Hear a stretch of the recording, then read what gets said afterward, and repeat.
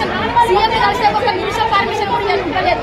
ఇవ్వకపోవడం వల్లనే మేము ఈ రోజు ఇక్కడికి వచ్చి మా బోర్డును తెలుసుకున్న మా బాధను చెప్పాలి. సీఎం రేవంత్ రెడ్డికి ఒక 5 నిమిషాలు మాట్లాడి మా బోర్డును చెప్పాలని ఆందోళనతో మేము ఇక్కడికి వస్తే పోలీసు సిబ్బంది మమ్మల్ని ఇక్కడ వేసి మొత్తం దెబ్బలు లాగినాయి. మాకు ఆమె అయితే చైన్ అయిపోయింది, ఆమె చేతుల్లోనే ఉన్నది. మమ్మల్ని ఇలా నిరుద్యోగ కళాకారులు మేము గోసి కట్టది గొంగడ వేయండి ఆటలు కట్టగట్టది చేయని ప్రోగ్రామ్ లేదు సార్.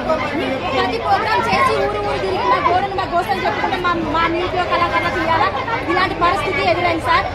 మీడియా వాళ్ళు మరి మీరు మీడియా ద్వారా ఈ ప్రపంచానికి తెలియపరచాలని మా నిరుద్యోగం మేము కూడా నిరుద్యోగ కళాకారులు ఉన్నాము. అసలైన కళాకారులు ఆ రోజు సారథిలో జాబులు ఇచ్చింది. మరి ఆ జాబులు ఎట్లా పోయినాయో ఏం కదో మాకు తెలియదు. అసలు మేము ఆ రోజు నుంచి ఈ రోజు అంతా మాది ఇదే పోరు ఇదే కొట్లాట. కనీసం మమ్మల్ని గుర్తించండి సార్ రేవంత్ రెడ్డి గారు. మా నిరుద్యోగ కళాకారులకు కనీసం 1000 ఉద్యోగాలు ఇప్పించి మా నిరుద్యోగ కళాకారులను గుర్తించాలని కోరుకుంటూ నా మనవిని మీ ముందు మీ కాలంలో చూస్తున్నాను సార్. ప్రతి ఒక్క సమస్యని పరిష్కరించడానికి ఈ రోజు రాష్ట్ర ప్రభుత్వం ప్రయత్నం చేస్తున్నది.